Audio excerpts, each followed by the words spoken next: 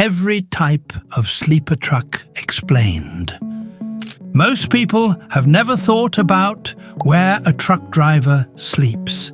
They see the big rig on the highway, they see the cab up front, and they assume the driver goes home at the end of the day like everyone else. But the reality of long-haul trucking is that home is not a building. Home is a box behind the driver's seat, roughly the size of a walk-in closet, moving at 65 miles per hour down an interstate somewhere in the middle of the country at 2 in the morning. That box is the sleeper cab, and it is not one thing. It is a family of solutions to the same fundamental problem. How do you give a professional driver enough rest, enough comfort, and enough functionality to keep operating safely across days and weeks away from any fixed address? Get it wrong, and you have a driver who is not resting properly. A driver who is not resting properly is a safety problem that weighs 80,000 pounds and shares the road with everyone else. Get it right, and you have a mobile living space that is more efficiently designed than most studio apartments, built around the specific needs of a person who earns their living by the mile and cannot afford to waste a single hour of available driving time on poor sleep. These are every type of sleeper truck. What they offer, how they work, who uses them, and why the difference between a basic bunk and a premium sleeper is not just about comfort. It is about performance. And here is the debate I want in the comments from the beginning. At what point does a sleeper cab stop being a work tool and start being a luxury that the freight economics cannot justify? Because that line is very different depending on whether you are an owner-operator who lives in the truck or a company driver on a regional run. Tell me where you draw it. Day cab, the baseline. Start here, because understanding what a sleeper is requires understanding what it is not. The day cab has no sleeper compartment. It is a tractor built entirely around the driving position. Compact, lighter, less aerodynamic drag from a shorter overall length, lower purchase price, lower operating cost per mile on routes where the driver goes home every night. Day cabs dominate regional and local operations. A driver running a 300-mile radius, making multiple stops, returning to the terminal every evening, that driver does not need a sleeper. Adding one adds weight, adds length, adds cost, and provides nothing useful for that operational profile. The day cab is not a lesser truck. It is the right tool for the right job.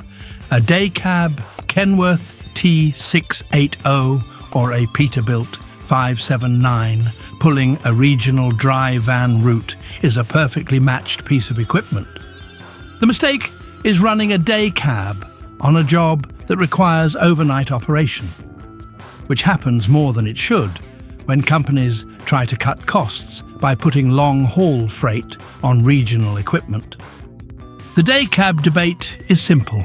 Company policy versus driver reality. Some companies run day cabs on routes that genuinely require overnight stops, expecting drivers to use truck stop facilities, showers, rest areas, sometimes a motel paid by the company. Drivers on those routes will tell you exactly what they think about that policy and language that is not suitable for all audiences. Standard sleeper. The 48-inch bunk. The 48-inch sleeper is the minimum. The entry point into what the industry calls over-the-road operation.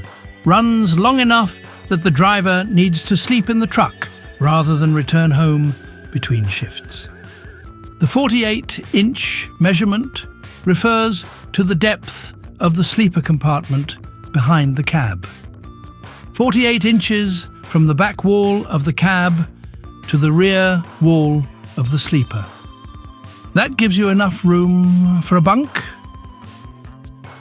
Typically 42 inches wide by 80 inches long. A small storage area underneath and almost nothing else. Standing up is not fully possible depending on the driver's height. Changing clothes requires either flexibility or creativity. The bunk folds up against the back wall when not in use to create marginally more floor space. This is functional. It is not comfortable. A driver on a 48-inch sleeper is getting the minimum viable rest environment. The bunk is a bunk. The insulation from road noise and cab temperature depends on the truck model and age. In summer, without shore power or an auxiliary power unit, the cab gets hot. In winter, it gets cold. Managing temperature in a 48-inch sleeper without running the main engine, which burns fuel and violates anti-idling regulations in many states, is a constant challenge. The 48-inch sleeper is still widely used by company drivers on dedicated or regional over-the-road runs, where the driver is in the truck 2 or 3 nights a week rather than 3 weeks straight. For that use case, it is adequate.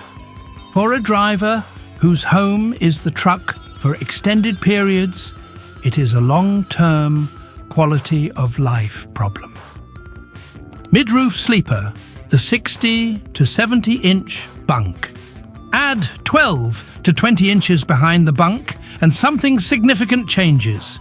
The 60 to 70-inch sleeper allows a driver of average height to stand upright in the sleeper compartment.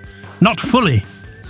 The roofline curves down toward the rear, but upright enough to dress without sitting, to move from the bunk to the cab without the specific choreography that a 48-inch box demands. The mid-roof sleeper is the most common configuration on standard long-haul trucks from Freightliner, Kenworth, Peterbilt, Volvo, and International. It represents the industry's practical answer to the question of how much space a driver actually needs for extended over-the-road operation. The bunk size is similar to the 48-inch version, 42 inches wide, 80 inches long, but the additional depth allows for a small wardrobe space, a shelf system along the rear wall, and enough floor space that the sleeper feels like a room rather than a closet. Storage in a mid-roof sleeper is designed with the efficiency of a boat interior. Every cubic inch is accounted for. Compartments under the bunk, overhead cabinets, side pockets integrated into the wall panels. A driver who has lived in a mid-roof sleeper for a year has typically developed a precise organizational system where everything has a place, and deviating from that system creates immediate inconvenience. The mid-roof sleeper is where most long-haul company drivers live. It is the industry standard for good reason. It balances interior space against aerodynamic efficiency and overall vehicle length in a way that works for the economics of standard freight operations. High roof sleeper, the 70 to 80-inch full stand-up. Now the sleeper becomes a room. The high roof sleeper raises the roofline of the sleeper compartment to allow full standing height for drivers up to 6 feet tall. The exterior profile of the truck changes visibly. The high roof extends above the cab roof in a distinctive raised section that is immediately recognizable on the highway. Aerodynamically, it creates slightly more drag than a mid-roof. The fuel efficiency trade-off is real, but for drivers who spend significant time in the sleeper, the quality of life gain is considered worth it by most operators who have experienced both. Inside a high-roof sleeper, the space opens up in ways that change how the truck functions as a living environment. A full-size bunk. Some configurations offer 42 inches wide. Others offer the premium 36 by 80 inch lower bunk with a separate upper bunk for team drivers, with enough overhead clearance to sit up fully without risk of hitting your head. A dedicated workspace along the rear wall or side wall. Proper cabinet storage. In most configurations, a small refrigerator or cooler unit integrated into the cabinetry. Electrical outlets and USB ports at multiple locations for device charging, laptop operation and entertainment systems. The high roof sleeper is where the truck stops being purely a work tool and starts being a functional home. Drivers who run true long haul, 2 to 3 weeks out, 4 to 5 days home, and who have experienced both mid-roof and high roof will almost universally tell you the high roof changes the quality of the reset between shifts. A driver who wakes up in a space they can stand in, move around in, and feel like a person in, rests differently than a driver who wakes up in a box they need to escape as quickly as possible. Rest quality is a safety issue. That is not marketing language. That is physiology. Raised roof, premium sleeper, the custom interior. The high roof sleeper is a standard product. The raised roof premium sleeper is a configured one. Every major truck manufacturer offers premium interior packages for their high roof sleeper platforms. Freightliner's Cascadia with the Evolution interior package. Kenworth's T680 with the premium sleeper option. Peterbilt's 579 with the Ultraloft configuration. Volvo's VNL 860. These are not different trucks. They are the same high roof platform with interior appointments that change the driving and living experience significantly. Premium sleeper interiors include full-size lower bunks, 42 inches wide rather than 36, with mattress systems that are engineered for truck vibration rather than adapted from residential mattresses. Leather or premium vinyl seating at the workstation. LED lighting systems with adjustable color temperature so the driver can wind down before sleep rather than going from full work lighting to darkness. Climate control systems with dedicated sleeper zone temperature management separate from the cab HVAC. In-cab entertainment systems integrated into the rear wall with screens large enough to be genuinely usable. The workstation in a premium sleeper deserves specific mention. The best configurations include a fold-out desk, power and data connections, and enough surface area for a laptop and paperwork simultaneously. For owner-operators who handle their own dispatch, manage their own business, and spend significant time in the truck between loads, a functional workspace is not a luxury. It is a business requirement.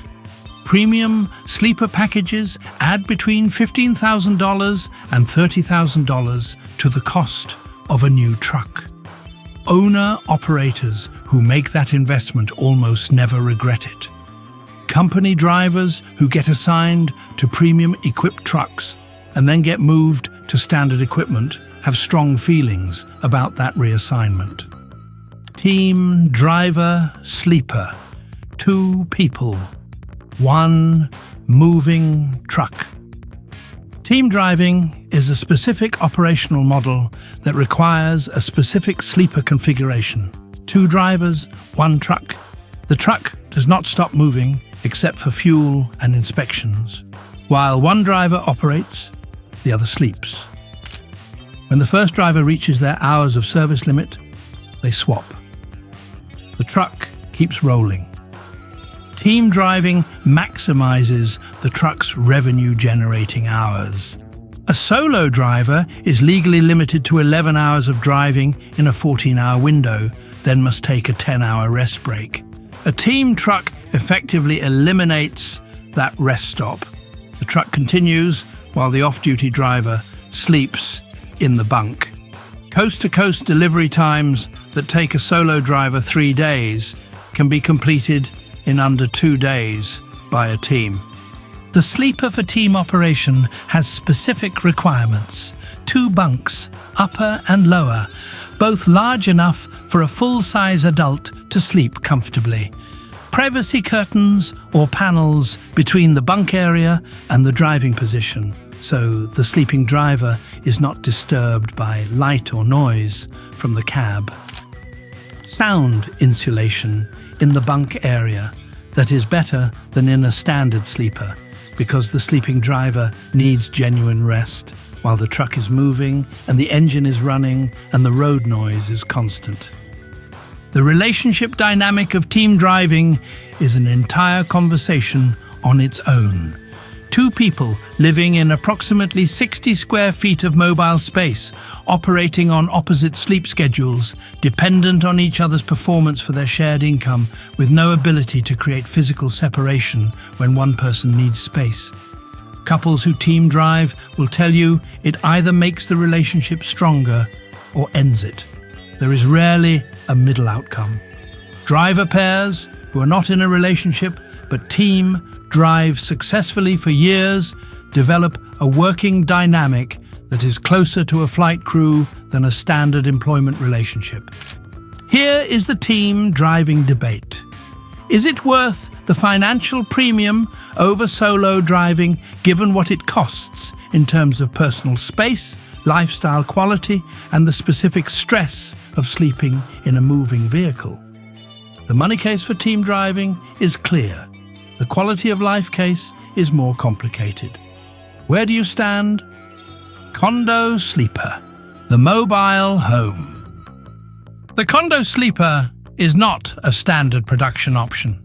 It is what happens when an owner-operator decides that the truck is home and builds it accordingly. Condo sleeper conversions take a high-roof sleeper platform and extend the sleeper compartment further, sometimes significantly further, beyond the standard factory dimensions. Custom fabricators build extensions onto the rear of the cab that can add 12, 18, or 24 inches of additional depth to the sleeper. The result is a living space that approaches the interior area of a small studio apartment mounted behind a Class 8 tractor. Inside a well-executed condo sleeper, you find things that would not be out of place in a camper van or a boat. A full-size mattress on a fixed platform rather than a fold-up bunk. A small galley kitchen with a 2-burner cooktop, a microwave, and a genuine refrigerator rather than a cooler box. A wardrobe with actual hanging space. A seating area with a real chair rather than a folding seat. Some builds include a wet bath, a shower and toilet in an integrated bathroom compartment at the rear of the extended sleeper. The condo build adds weight, sometimes 800 to 1,200 pounds over a standard sleeper, which reduces legal payload capacity and affects fuel economy. It adds length, which affects maneuverability in tight docks and has regulatory implications in some states regarding overall vehicle length. It adds cost. A quality condo conversion from a reputable fabricator runs between $20,000 and $60,000 on top of the base truck. Owner-operators who build condo sleepers and run them for a few years will tell you the economics work out. Not because the truck earns more. The payload reduction means it earns slightly less per load, but because the quality of rest, the ability to cook real food, rather than relying entirely on truck stop food, and the psychological benefit of a genuine living space rather than a functional minimum reduces the burnout rate that ends careers. A driver who can sustain full capacity long-haul operation for 20 years instead of 12 because the lifestyle is sustainable generates more lifetime revenue than a driver who earns slightly more per mile but quits the road at year 10 because the lifestyle broke them. APU-equipped sleeper, the climate control game changer. The auxiliary power unit is not a sleeper type. It is a technology that changes how every sleeper type functions, and it deserves its own section because the difference between a sleeper with a proper APU and one without is the difference between adequate rest and genuine rest. The problem is simple. A truck engine running at idle to power the cab's HVAC system burns approximately 1 gallon of diesel per hour. Across a 10-hour rest period, that is 10 gallons of fuel consumed, while the truck generates zero revenue. Across a year of operation, that adds up to thousands of dollars in fuel cost and thousands of hours of unnecessary engine wear.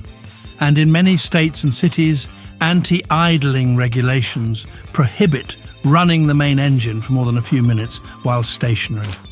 The APU solves the problem by providing a separate small diesel engine, typically 2 to 5 horsepower, that runs the sleeper's heating and air conditioning, powers the electrical outlets, and sometimes provides limited engine block heating without running the main engine. A quality APU burns approximately 0.2 to 0.3 gallons per hour. The fuel savings over main engine idling are significant. The reduction in main engine wear hours is significant. The ability to maintain comfortable sleeper temperature in extreme climates, minus 20 degrees in a Canadian winter, plus 110 degrees in an Arizona summer, without violating anti-idling regulations, is significant. Battery electric APU systems have entered the market more recently, using large battery banks charged while the truck is running to power sleeper climate control and electronics through the rest period without any fuel consumption at all. The capital cost is higher. The operating cost is lower. The break-even calculation depends on route profile and climate zone. Drivers who have operated without an APU and then transitioned to an APU-equipped truck describe the difference in rest quality the same way every time. They did not know how poorly they were sleeping until they started sleeping properly. The sleeper cab is not an afterthought. It is not a box bolted onto the back of a cab as an accommodation for drivers who cannot get home. It is a precision-engineered living environment built around the specific demands of a profession that requires its practitioners to be alert, physically functional, and mentally sharp across thousands of miles of operation, with rest taken in moving vehicles at highway speed. Every level of sleeper on this list exists because a real operational need created it. The 48-inch bunk for the driver who needs minimum viable rest on a regional over-the-road run. The high-roof premium interior for the long-haul operator who needs genuine recovery between shifts. The team sleeper for the operation that cannot afford to stop the truck. The condo build for the owner-operator who decided that if the truck is home, it should actually function as one. The APU for all of them, because rest without climate control is not rest. Here is the debate I want in the comments. What is the minimum sleeper configuration you would accept for a full-time, long-haul position? And what is the configuration that would make you sign a lease on a truck you would otherwise walk away from? Because every driver has a number. What is yours? If you want part 2, covering the specific interior layouts of every major manufacturer's premium sleeper, the aftermarket modification industry, and the custom builders who turn standard cabs into rolling homes that cost more than most apartments. Hit like and subscribe. New video every week.